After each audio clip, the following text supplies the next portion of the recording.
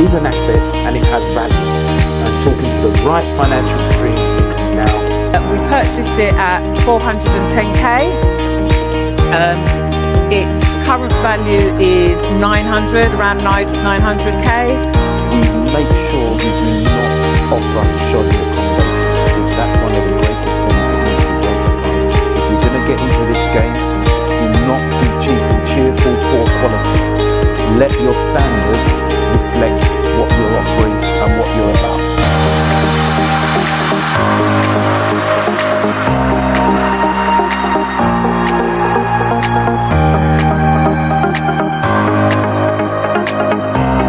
Good evening, good evening, good evening.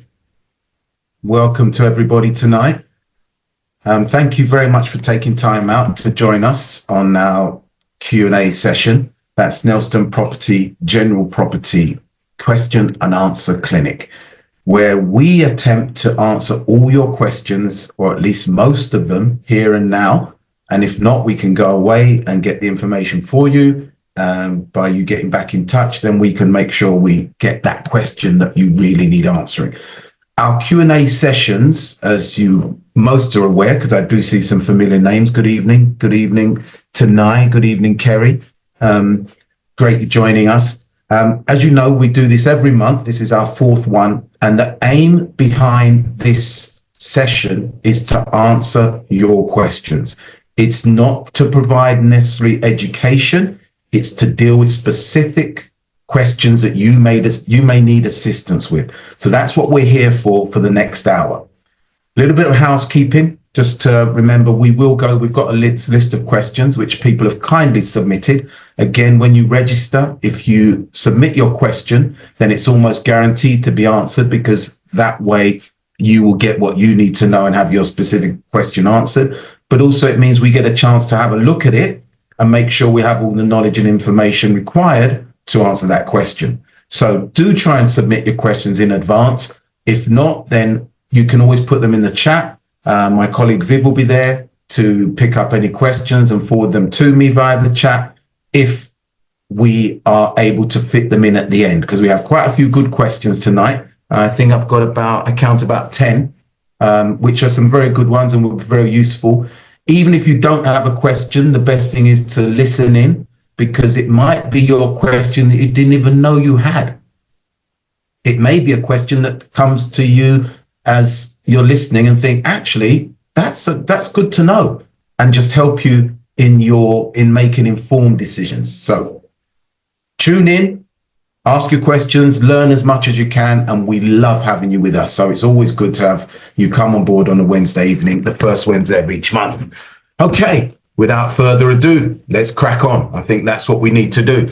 Okay, the first question. Let's see what we've got. I think it's from Maxine. Maxine, we have, let me just check my inbox here in my chat. Okay, the first question comes from Maxine. And Maxine asks, what's the best place to purchase a cheap property cash with great returns? The best place to purchase a cheap property cash with great returns. So we're assuming there that you've got a bit of savings from wherever they've come from, whether it's you've inherited the money, whether it's your savings, whether you've got some redundancy, whatever it may be. But what I believe your question is that if I want to buy something cash without a mortgage, where would the best place to buy to get my greatest return? Now, the key thing with that, Maxine, is if you're buying cash, then obviously there is no interest payments you would have to make based on a mortgage.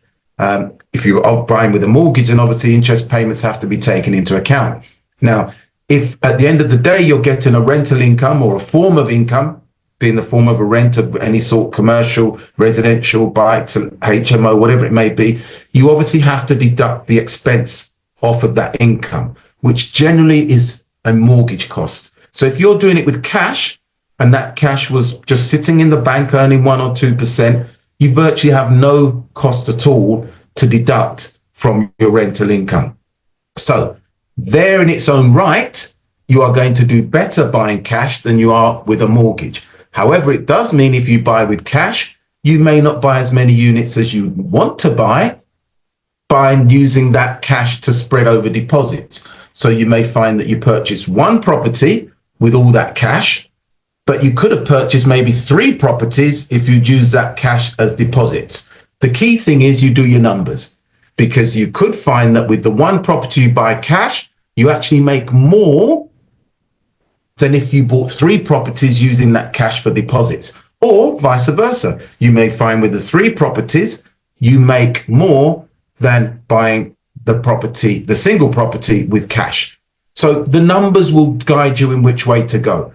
Again, a lot's to do with the interest rates, what maybe if you're paying it for anything for that money, but a lot of it would be determined by interest rates. When interest rates are high, you know your net profit from your rents is going to be lower than when interest rates are low. If you're buying cash and you have no interest rate to worry about, then obviously it's likely your profit will be that bit higher. But let the numbers tell the story. So you must do your due diligence and check which way works better. Neither way is an issue. If you choose cash or you to purchase, or you use it for your deposits, neither are wrong. It's just that one may be more profitable than the other.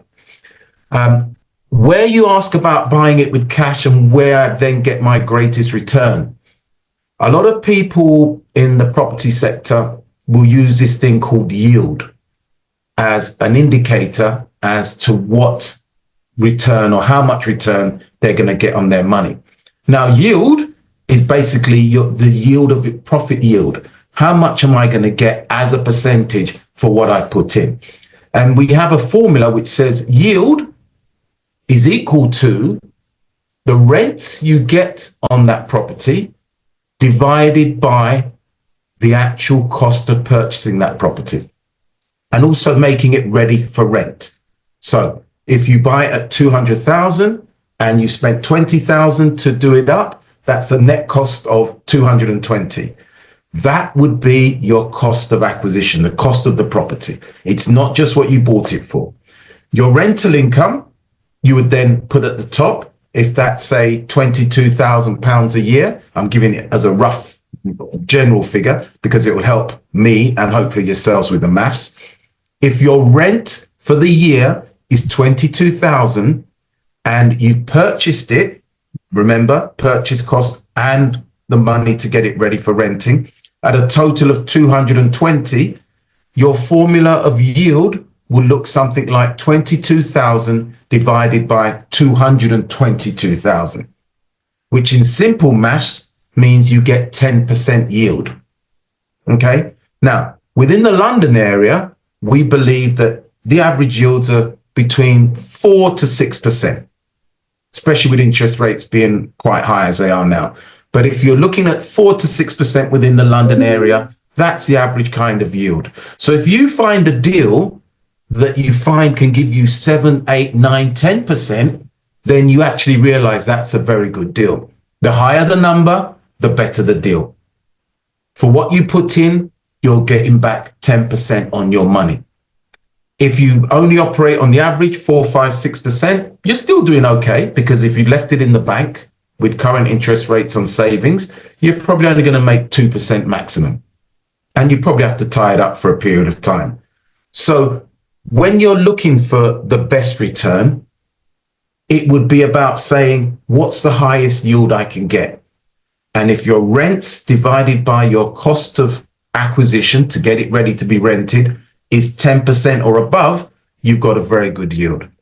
If you're going down to 2, 3%, your yield is not very good at all. And you should not really be considering that as a good deal. There may be reasons why. There may be a bit of land attached to it. There may be some planning that's going to give it a gain. So there are various factors. But just in terms of straightforward buying a property, getting it ready for rent, renting it out, be it as an HMO, supported living, straight buy to let, whatever it may be, mixed use, the yield, anything below 5, 6% is not that great. If you hit the 10s, you're doing very well. And anything in between, you have to make a decision on. Okay. So in terms of buying a property cash to get the greatest returns, you have to look around the country and see what rents you can get against the cost of your acquiring it and getting it ready. Now, some may say when you go up north, it's a lot cheaper, but so are the rents. So don't get caught up with your yield that if I buy a property for 100,000 up north, but I buy it for 300,000 in London, if the rents are 2,500 a month in London, which is 30,000 a year, divide that by your 300,000 acquisition cost, it's still again 10%. If you do it for the property up north, where you now bought it only for 100,000, and in terms of getting it ready for rent, your rents may only come in at 10,000. So again, you've made 10% yield. So it's not necessarily going out of London up north to get the cheap properties that would increase your yields. One of the things I found some time ago when I was doing some research, I found the area of Telford where land registry is. For some reason, I just had a look, did some research, and I found that the yields for rent in Telford were very good, 12, 13%. I was actually quite shocked. Now, that may be a peculiar example in a sense of where is Telford? Why would I go to Telford? But it's about your yield that will determine where you go. If you don't want to move out far, you may have to accept a lower yield. But that's what you have to look at, what you've got in terms of your time, energy, commitment. What are you prepared to put in to find these great deals? So to answer your question, Maxine, it's about looking at the yield, finding out what works for you, what in terms of what your availability, your time, your commitment, energy levels are, and making sure whatever you do, we don't want to be looking at deals below 6-7% in yield. Yeah, just as a starting point. And I've given you a formula of how you work that. So I think if you keep that in mind, you should, and you do your research, you should be able to find some reasonable deals. Okay. All right. Let's move on to our next question from Cliff. Cliff says, how best to transition buy-to-let properties into a limited company? Now, this is very interesting because I think we've had this similar question before on our Q&A, and we have to realize first and foremost that now you are buying, if you are getting into property acquisition, you are going to buy properties and get into this property investment game, you must start looking at buying in limited companies. Limited companies, the tax advantages are greater than they are if you buy in your personal name. That has now been proven as a fact. So we won't go into whys and why forth, but just know buying in a limited company is more tax efficient than you buy in your personal name. Now, when you buy the properties in the limited company, what it means is that you will file your accounts as a limited company. All the income and expenditure will go into the limited company. And whether you then eventually sell it on or you decide to refinance it, there'll be no taxation. It's only when you sell. But if you do sell it, the efficiency of your tax regime for and in selling is, as I say, much more efficient. So I can see why people who have bought previously in their personal names are now asking this question. Because in your personal name, unfortunately, the government have introduced what they call Section 24, which basically doesn't allow you to deduct the mortgage payment, the mortgage interest that you pay on a monthly basis. It doesn't allow you to deduct that as an expense.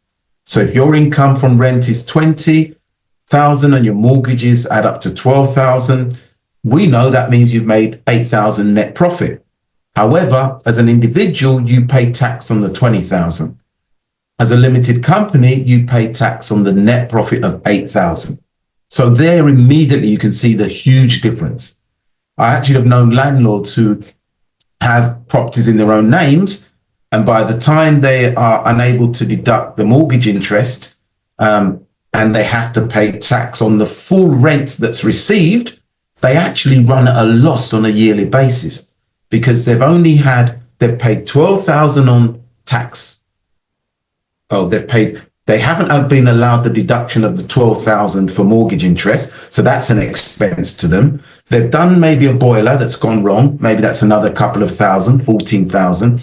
They then are taxed on their income of rental income of 20,000. And if you're a higher rate taxpayer, that's actually £8,000, which is 40%. Now imagine if you've earned 20,000, you've got to pay tax of 8,000, which is your 40% tax threshold as a higher earner. Then leaving you only 12,000 then to play with. You've then paid out the mortgage interest of 12,000. But in addition to that, you've had a boiler had to be changed. So you've actually spent 22,000 and only got in 20,000. And there are landlords in that situation as we speak. And they are looking, like you are asking the question, Cliff, how do we turn that ridiculous scenario into something much more attractive and stable? And the way to do that is the question you've asked. We need to transfer those properties from a personal name into a limited company. And the process to do that is actually not that difficult if you know what you're doing.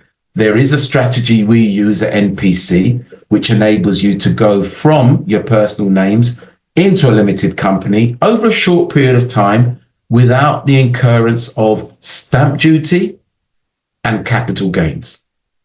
Those are the two most important things. Nobody wants to have to transfer it from an individual name into a limited company structure and then along the way have to now go in their pocket and pay out a lot of money just to make that change. We have a method, tried and tested. I've had it with HMRC. They've approached me in the past and said, this was what's happened. I've been to tribunal. I've won at tribunal. And it is so for me now, that is a tried and tested way. The HMRC have accepted it and I can't ask for more than that. So we can hold your hand at NPC and show you how to do that. And it does, as I say, move you from you as an individual, sole trader for want of a better word, to a limited company structure where you gain all the benefits and the tax allowances that are there for the limited company. So you're thinking along the right lines, Cliff. It is something that I would advise you strongly to go forth with. And anybody else who's on this Zoom, as I can see people are with us, I would advise you to strongly go and review your portfolio, see if it's in that sole trader or your personal name, and you're not getting the allowances that you should. So if that is you, then it is time to take action, not sit there and say, yes, I know, and I will get there, because you're losing money every day by leaving the property in that sole trader or individual name and filing your accounts as an individual. Let's get it into that limited company structure and make sure you are the most tax efficient property investor. Not tax avoiding, tax efficient. Get to the point where you happily go to sleep with both eyes closed because you know you're paying your taxes. You're using a system that was set up not by you or I, but was set up by HMRC. We're adhering to their rules and we're making sure we operate efficiently and thus more profitably. Okay. So to answer your question, Cliff, feel free to reach out to us sooner rather than later, because we want to try and get this going if you do decide to go forward before the next financial year, because then you've already gained a year if we can file your accounts this year in the format that they need to be filed in. Okay, so there is a way, it's cost effective, and we'll show you that within the first year of doing this, any money you would have paid for that service, you've got it back. Okay, so it may be an investment, but you will get that returned by the savings you will be able to achieve by now filing your accounts as a limited company. Okay. All right. So that's Cliff. And I hope I've answered that diligently, Cliff. If not, throw something in the chat box. If there's anything I've missed out for you, then let me know. But it is really just about coming to speak to us and we'll hold your hand through that. Okay. We have another question. I've set up a company already and I have 2 properties. Okay, I've got this one, which I think follows on from the question from Cliff. Hi, Addy. I have a company set up as a company already. I have 2 properties to be transferred to the company and would like to know the cost of doing this. Thank you. Well, and that's from Alamel. Hi, Alamel. I recognise your name, actually. I know you've been on before. Nice to have you on board again. Great stuff. Alamel, it's not necessarily about, we can go through costs, which I don't like doing on Zooms like this. But all I would say is within your first year, the savings you'll make will outstrip the cost of what it will cost you to do that transfer. And I think that's probably the best way to put it. Because if we're asking you to spend money and then that's just an expense to you, then that might be a bit difficult. But if you can see within a year how you can recoup that, then you're like, well, okay, give a little to gain a lot. That may be the philosophy I would look at it as, and hopefully you do the same. So yes, Alamel, you've set up the limited company, which is great. There are some little intricacies we have to hold your hand in going through, because it's not just as simple as saying I'm taking them from Alamel to Alamel Limited and that's it, all done and dusted. Great, I'm now filing my accounts as a limited company. Not quite as straightforward as that. I wish it was, but as you know, HMRC, they're not the most greatly funded at the moment, and wherever they can make some money to help the country tick along, then they will do that. But we don't want to fall foul of them and find that they're using us unfairly to prop up their finances to keep the country going. Okay. All right. Thanks for the initial advice, Cliff. Okay, great, Cliff. So I'm happy you've got some good information there. And as I said, our doors are open. Our phones are always ready to be answered. Just reach out to us and we will definitely help you with that. Same with you, Alamel. We'll happily take you through. And I'm so glad that question has come up, because anybody else who is thinking about being a property investor or is a property investor already and is not operating their portfolio in the most efficient manner, then you need to come and have that chat as well. So Alamel, Cliff, thank you very much for that question. Okay, we now have another question from, I hope I pronounce this right, Nayari. Nayari B, how will Labour's changes affect property investors aside from increased stamp duty? Well, at the moment, the stamp duty is the biggest thing that Labour has brought in. I love it. When they announced it, it was from the next day, this is what's going to happen. I mean, talk about no notice, and talk about we want money from you now. So any transactions which had exchanged at the time still were working under the old regime, the matrix of stamp duty. Anybody who exchanged the day after, it went into the new matrix of stamp duty. Basically an additional 2% for the pre-existing 3% additional stamp duty if you owned a property already. So it's now really saying an additional 5%. It will affect the buying power, because stamp duty, that from those of you who have been in the property investing game for a while, or even buying and selling properties, there was a time when the stamp duty formula was so simple: 1%, 2%, 3%. As the bracket went up in terms of price of property. Now it's so complicated that you know, under this amount, it's well, for a property investor, it's now not even 0, it's now, and not even 3%, it's now 5%. The next bracket would then be 7%, then 8%, and it just goes on and on. But you'd have to take those stamp duty costs into account when you are purchasing now. They are significant. They are significant. So you must take that into account. And it means it may scupper some deals. Some deals that were previously workable, they may now not be workable. It really just means you've got to do your due diligence. We're all, let's face facts, we're all looking for a good deal. That's what floats our boat. Buy something cheap, do what we want with it, be it rental, flip it, whatever, and then earn some good money through renting it or selling it. That's ultimately what we're all looking for. But then there's so many of us, but so few deals.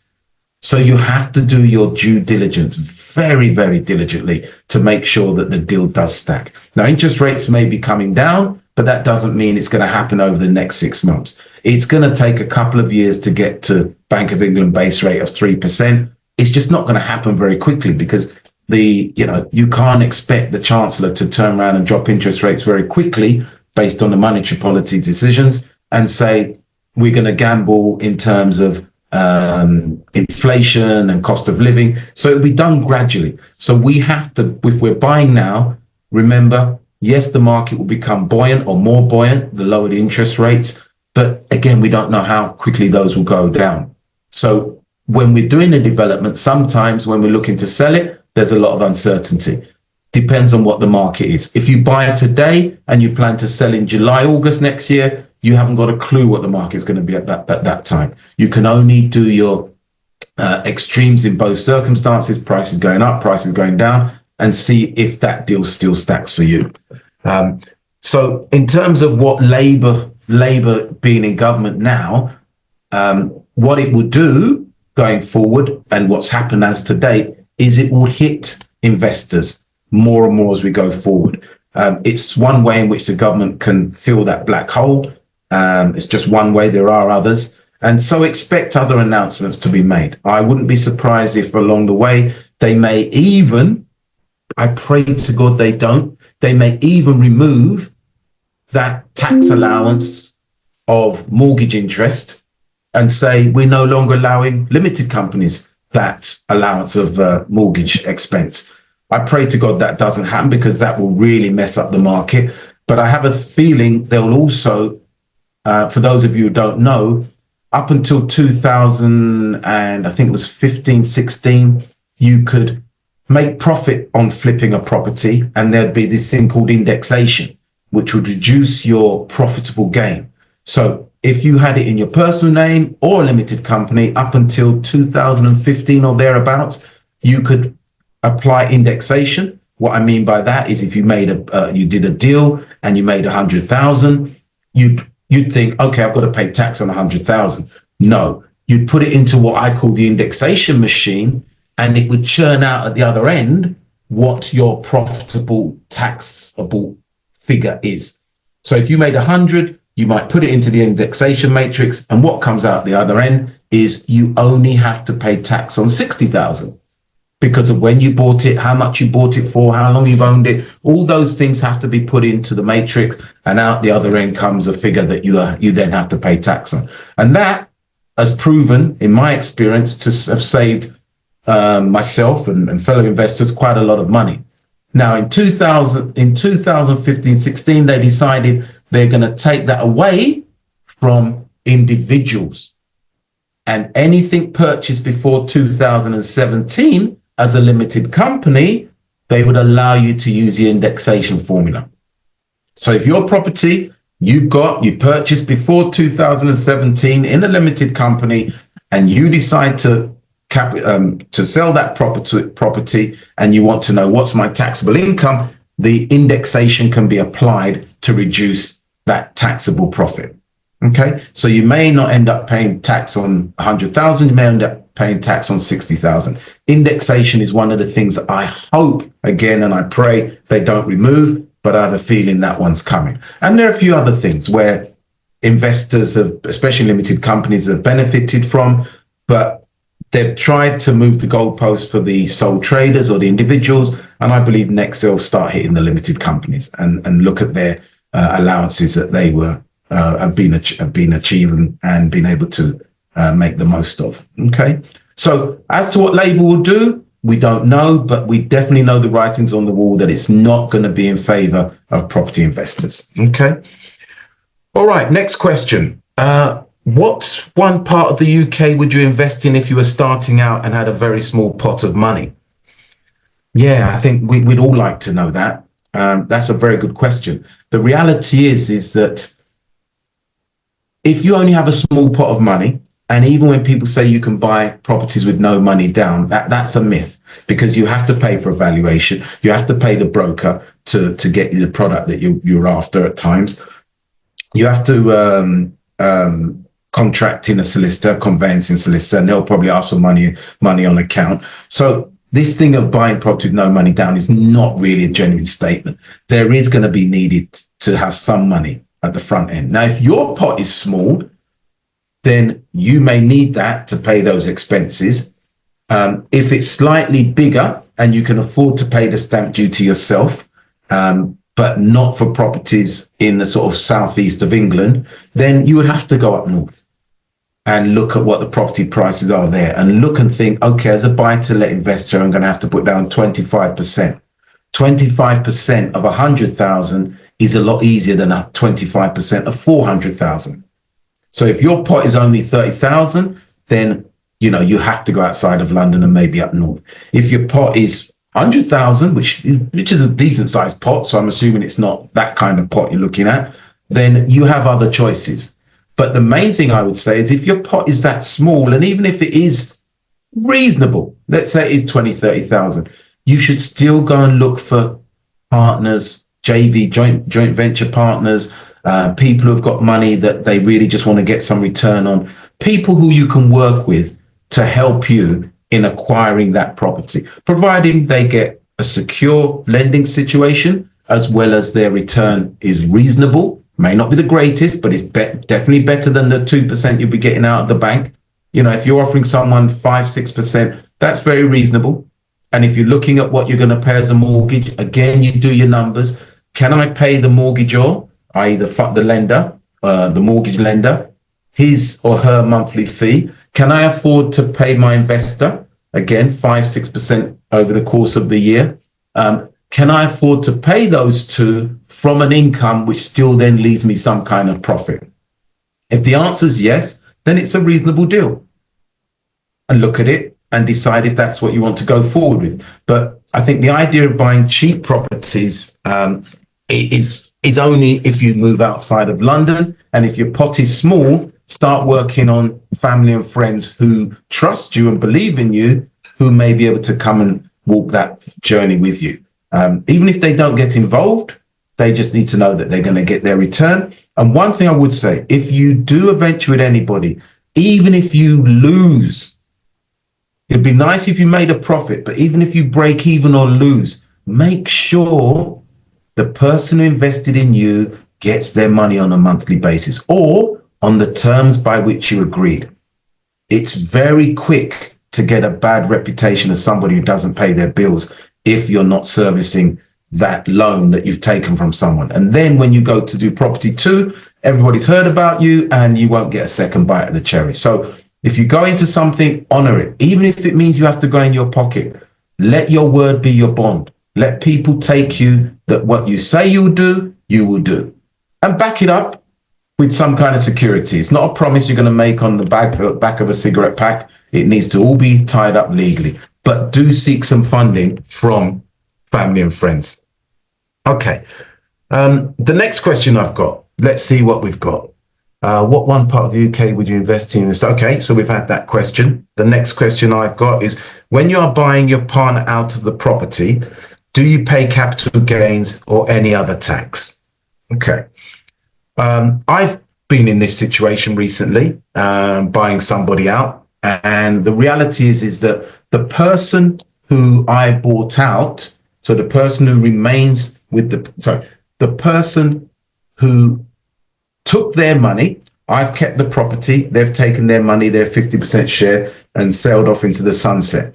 Because I've kept the property, there is no tax for me. It's when I sell the property, do I then pay a capital gain.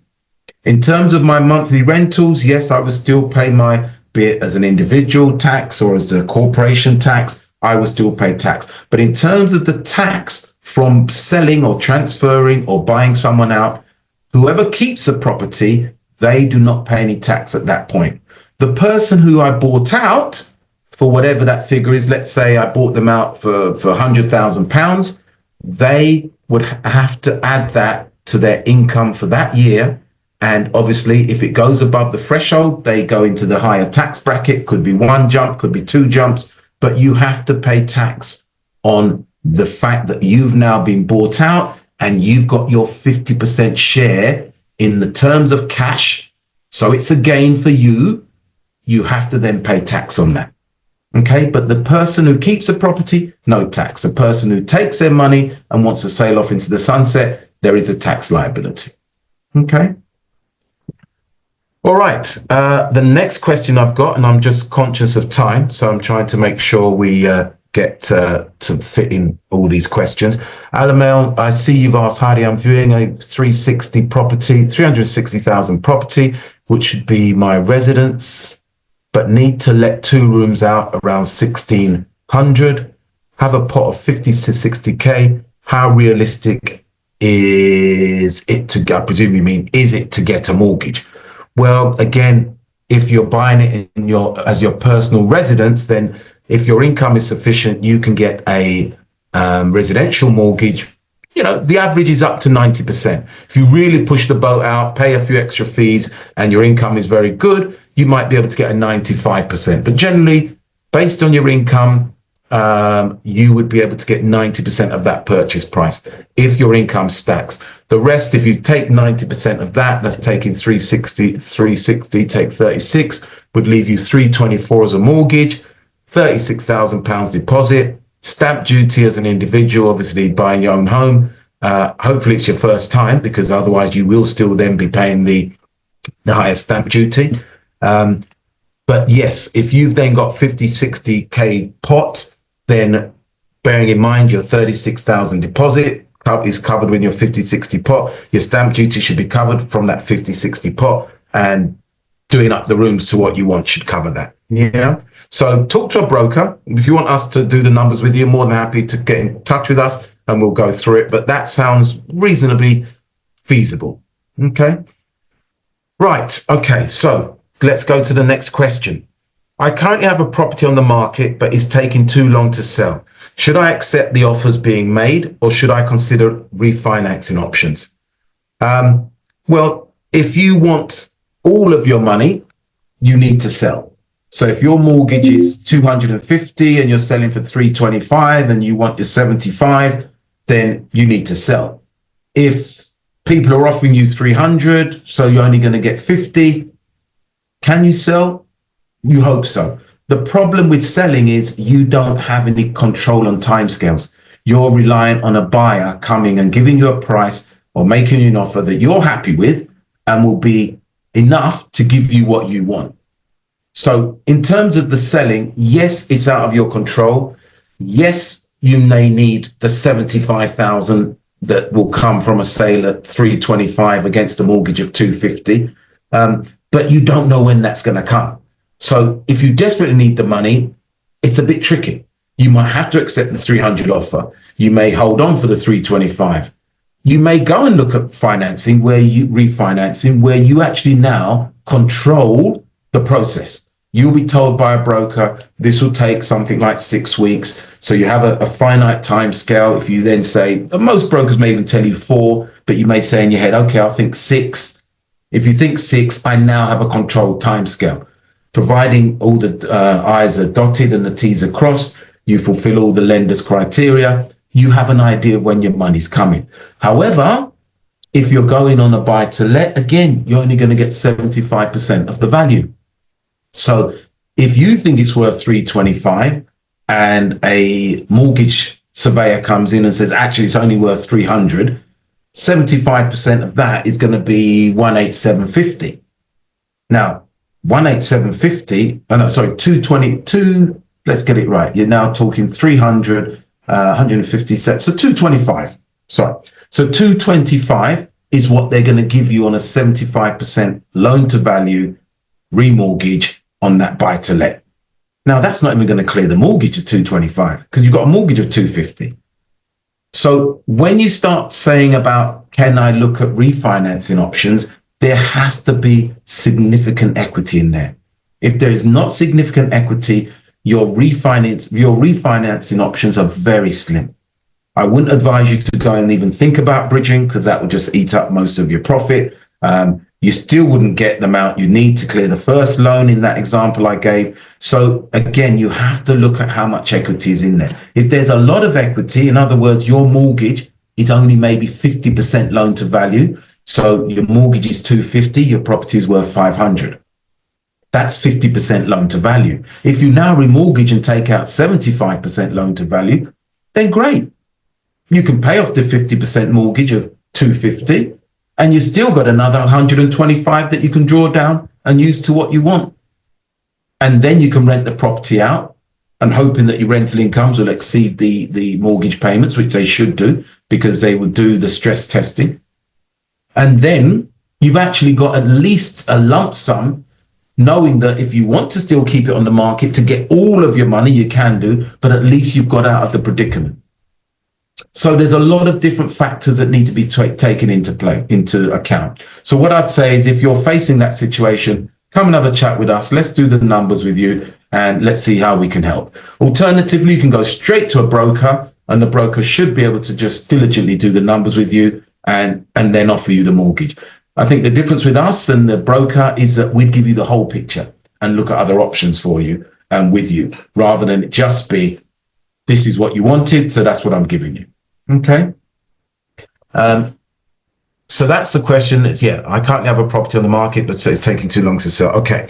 All right. Moving on to our next question. We have Matthew here who submitted this. How can you build a property for portfolio with no money down? Well, I think it really goes back to that good question that came up from Maxine earlier, which is, what was it, Maxine? Let me just double check. Okay, what one part of the UK would you invest in if you were starting out and had very small pot of money? That question kind of overlaps with Matthew's question, which is, how can I build a property portfolio with no money down? It's the same thing as I said to the person who asked that question earlier. Really, you've got to do your due diligence. You've got to find some investors who you can work with. No money down is very, very difficult in this current climate. It's more a case of you have to raise some money, friends, family, joint venture partners. Deanna's gone over where you can find various forms of money. Many a time I've heard her say to people, this is where you can go and find people to work with if you have no money. And that's the work you've got to do. If you're trying to save, it's very difficult, because you can save 7, 8, 9, 10,000, which is only a blip in the ocean. And then you have a problem and suddenly you've got to spend 3,000 of that. And then your deposit drops down and you're thinking, oh my God, it's going to take me ages, which is what a lot of our young people are facing at the moment.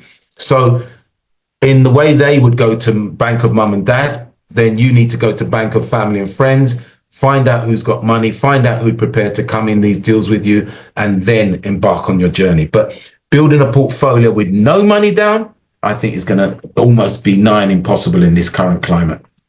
Okay. And I don't mean to say what your question is not good.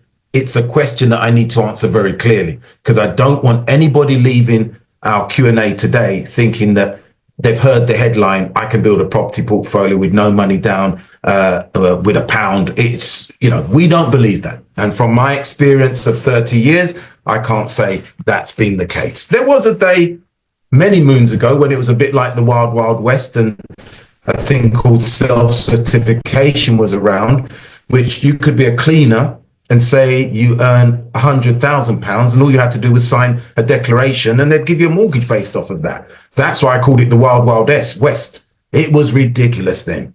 But a lot of people were able to build portfolios at that time using that self-certification, but that doesn't exist anymore. Okay. So unfortunately, it's a much tighter regime at the moment. So in this present climate, I think, it's going to be very difficult to build a portfolio with no money down. And anybody who's telling you that, they need to tell you and show you how they've done it. Because I can tell you, if they've done it, it's not been the portfolio they've built. They may have got 1 or 2 deals from that portfolio where there were circumstances they were able to get it for no money down. But it's not common whatsoever. Okay. I'm 60 years. Well, next question. Yes, you're right. There are still too many shouting about this, Alamel. You're absolutely right. And it's what really upsets me, because, at the end of the day, you're going to find to yourself that all these big headlines are being put out there, and you're thinking, oh, great, I'm going to take advantage. I want to be that guy. I want to get involved in that. I've got to, I've been told this can happen. And it's just not true. I mean, as Dee would say to you, yeah, if you can find somebody who'll do everything for you, buy the property, pay the stamp duty, pay the legals, furnish the property, get it all ready. If you offer them a particular deal, they may do it. But again, even those, if somebody came to me and said, you pay everything, I'd be asking, well, where's your skin in the game? If you walked away, you've got nothing to lose. It's all my money and I've got all the liability. So even if it came to a point of you were prepared to give me 95%, or I was prepared to give you 95% of the money, I still want you with some input. Otherwise, it makes it too easy for the person just to say, okay, this isn't working. I'll just pick myself up and off I go. People must commit by putting skin in the game. When your money's in there, you work totally differently to when you've got not a penny in that deal. When it's your money, you work in a different way to when it's not your money. Now, I'm not saying you work poorly, but I tell you, nobody likes losing their money. So when their money's in it, and if anybody comes to you because you've got a pot of money and says, can you buy this property? We'll do this. Make sure you ask them, what are you putting into this? I would advise you sincerely, don't put 100% plus all the expenses in there. Okay. All right. Next question we've got. I am cautious of time, 15 minutes to go before we finish up. But here's a question, which is actually a very good one, actually. I like this one. I'm 60 years old and getting fed up with all the legislation and taxation being applied to landlords. I'm thinking of selling up most of my portfolio and sailing off into the sunset. What are the tax implications? Again, that ties in with some of what Cliff's question earlier came up about your properties in limited companies or being individual names. Tax, the reality is tax kicks in when you sell the property. When you refinance it, there's no tax liability. When you spend money on it to refurbish it, there's no tax liability. It can be incurred as a capital expense, which can be taken off later on as an expense when you sell. So really, all the taxation kicks in when you sell. Now, if you're selling as an individual, your tax regime is totally different to if you're selling as a limited company. So you will both pay tax. There's no two ways about it. And where the tax starts from is saying, I bought the property at cost X. Let's call that 100,000. I kept it for 10 years. I've spent 20,000 on a new kitchen and say 20,000 on a new kitchen. My cost is now 100,000 plus 120,000. I've been renting it out over the 10 years and I've been filing my accounts and I've been paying my annual income tax bills. But now I'm getting to a point where I'm now going to sell it for 200,000. So that means my cost of 120, 100 for the acquisition, 20 for the kitchen. My cost of 120 is against a sale of 200. I know there's agents fees and legal, but let's just, for round figures, it's 200. So you've made an 80,000 gain. At that point, the HMRC wants their money. You could have refinanced it in year 3, in year 6, in year 8, doesn't matter. The fact is, what you bought it for, not what your mortgage is, what you bought it for 10 years ago, not what your mortgage is at year 8, because you've remortgaged it a few times, but what you bought it at for the 120, you're now selling it for 200. That's where you are paying a taxable gain. As I mentioned earlier, if you're doing that as a sole trader, your tax regime falls into the higher brackets, and if you're doing it as a limited company. Again, your accountant will look at your personal circumstances and tell you what bracket you fall into if you're selling as an individual, but I can assure you it's more than if you were selling it as through a limited company. And remember, if you've owned it long enough, the whole indexation thing kicks in as well. Do not forget that, please. If your accountant is not telling you about indexation, you need to be asking your accountant, what about indexation? And if they say they don't know, you need to change your accountant, because you need to worry. If they're not telling you that you bought this in 2015 in a limited company, and as a result, we can apply indexation, then I'm absolutely flabbergasted and worried about you with that accountant. So again, depending on your purchased, what you purchased for, how long you kept it, indexation will now churn you out a gain that you now have to pay tax, your taxable gain. Okay, so to the person who asked this question, and I have no name, I get the idea of just sailing off into the sunset. Yes, I totally concur. We're being hammered left, right, and centre by HMRC, by legislation.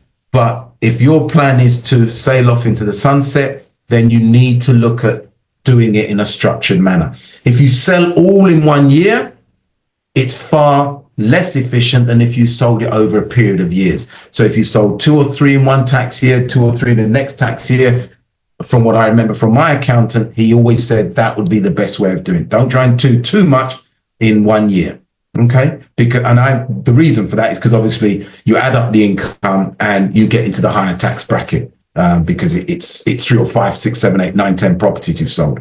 But I wouldn't disagree if that's where your mind is at the moment, that you've had enough of just taking hammerings almost every year and you now want to live your life. Then that's not a bad thing to do. But be prepared to pay your tax. Let's live a nice, clean old age, rather than sleeping with one eye open, praying that HMRC is not going to knock on your door, or when you wake up in the morning, you see that brown letter and your knees start to quiver. That's not the one you want to be in. Trust me, it definitely isn't. Okay. Maybe when we're all younger, we might have been that person, but now we need to make sure we earn our money, we get our money in our bank, and we spend it with both eyes closed and have an enjoyable night's sleep. Okay. The last question I've got here is, again, how best to transition buy-to-let properties into a limited company. We've been over that. Cliff, that's exactly what Cliff's question was. And in fact, I think it's a duplication of Cliff's question, if you ask me, because I've got no name alongside it, but it sounds so similar. But it definitely is about making sure you just get yourself set up. We, as I said, Nelson Property Consultants, we can literally hold your hand. I've done it. I have done it personally. So it's not, there's a book I've read, there's some YouTube videos I've read, I've seen some accountants. I have personally done it. I've personally been to tribunal with HMRC. I personally have won that tribunal, and it's now it's totally accepted in the way we file it. It's a crazy story, but at one point they wanted 1 point something mil off me for tax. And by the time we finished the tribunal, I think my tax bill was £379. Now, that was a day for me. But from that day on, I realized if I'm going to be doing these kind of things, I need to be on point. I need to make sure I have an understanding. And if we do have to go down that route, I'm going to make sure I win again. But my main point to you is get your ducks in a row and get your house in order. If you set your stall out right in the first place, or you change it to what it needs to be, when the time comes, it will be far less painful. And I promise you, tax and paying tax is bad. But when you have to do that transfer, or you have to write that check, whatever it may be, and it comes out of your account and you just see your account go from there to, you're like, oh my God, did that really just happen? And remember, once you pay that kind of tax, the tax man's thinking, all right, you're a good taxpayer. Looks like you may be giving us some money. If it suddenly drops next year or the year after, they're going to say, well, what's happened there? And it may open an inquiry, it may not. But as long as your ducks are in a row, you don't need to worry about that. You're not fearful. If they come, they come. If they don't, they don't. You're just cracking on with your business. But because you know your structure is structured properly, you don't lose sleep over it. I never lose sleep over when people say, oh, HMRC, oh, they've asked you to send this in. Okay, I keep my records in order. I don't go running around for records when they come knocking on my door. They're there stacked up neatly. If not electronically, they're in a hard copy. And when you come, I hand them over. Yeah. And that enables me to have peaceful, sleepful nights. And that's what I would say to any one of you. Just get your structure right from the get-go. And most importantly, if you're going to move into this property game, then you have to make sure you structure yourself right. Because I've seen too many landlords, and I've been in this game. I bought my first property in 1987 in Walthamstow with my sister. So I've been in it a long time, and I've made my mistakes. Oh, I assure you, no, I've made my mistakes because I just didn't know any better at the time. But as you become more experienced and you find the people you're communicating with, you're doing your research, you're taking time out to learn. Some of the things I did at the beginning, talk about getting a slap in the face. I could give myself the slap in the face because I lost money purely because I didn't get the right advice. So I got no advice. I thought I knew it. So I jumped into the pond only to find out, it's a bit deeper than I thought it was. Luckily, I managed to not sink to the bottom. I managed to get my way to the other side. But I would have loved it if I'd put my toe in. Someone had said, well, that's 3 foot of water. You're okay there. That's 10 foot of water over there. You're not okay there. It would have been great to have taken advice and information and knowledge that people would have had. But it wasn't around then. And the method of communication was very different to what we've got now. So for what we've got now, let's make the most of it. Please, whatever you do from these sessions, Get your questions answered. Make sure you take that knowledge and information away. Make an informed decision. But the one thing, please, don't sit there and do nothing. Because now you know. Now you know. You can't blame ignorance. Ignorance is not a mitigating factor. You cannot say that I didn't know. You now know, or you have the opportunity to find out. There are mediums by which you can now contact people like us, and we can hold your hand or advise you through these situations. But I pray and I beg of you, take action. Having information and knowledge and not taking action is, people have different ways of saying it, but I just say it's a waste of time if the truth be known. Yeah, let's do the right thing. I think I've got one last question here that's come in. What would you say is a reasonable interest rate to offer a private investor in the current climate? I normally offer 10 to 12% for a year. I don't offer that much. I don't offer that much. I would offer, me personally, 5 to 6%. The reason I say that is because if they keep their money in the bank, they're getting 1 or 2%. So I'm beating that by far.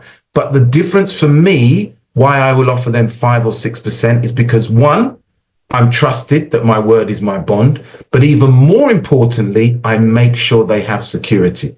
So I may put their name on the title when we're doing the transaction. I may allow them to put a charge on one of my other properties. What my intention is to say to any investor, when you give me your money is secure. It is not we're taking a chance in the casino. Your money is secure. So if you're now turning around and saying, I'm going to give you that against security, then I don't need to offer you 10, 12%. Yeah, because what you will get in the banks, you're not going to get that much. So some banks will do a certain product. Don't get me wrong. If you may do a 5-year fixed term, a 24-month fixed term, some banks will give you 3.54%. Yeah, they will, but your money's definitely fixed in there. Now, I'm not saying your money's not fixed if you go into a property deal, but at least you have an agreement by which point it will come back. So from my point of view, it's you can decide for yourself which interest rate you want to offer. If you believe that interest rate is high, because 10, 12% really makes it difficult for your deal to stack. And you may find that people say, no, I still want to leave my bank. It's there. I'm happy with that. So be it. But if they want to come out and make a bit of money differently, then that's what they can do. Okay. So it's not something where you have to decide that I am going to offer someone 10, 12%. As I said, for me, I wouldn't offer that high. It makes my deal really me working for the mortgage company and working for the investor. But at the right deal, it might work. Who knows? So you've just got to do your numbers and work it out from there. Okay. Someone says here that I managed to get an interest rate of 4.9% from the bank without a fixed term. Great. I really think that's really good. If you can get that, I mean, I would even consider putting money in at 4.9%. Because sometimes you'll find that the yield you're going to get from that property investment may only give you 4%. And if it's no fixed term and you can access that money at any point, that's not a bad thing. So again, do your compare the market and see what deposit interest various banks will give. But obviously no Mickey Mouse banks, please. Banks of good repute is where you want to send your money. Okay.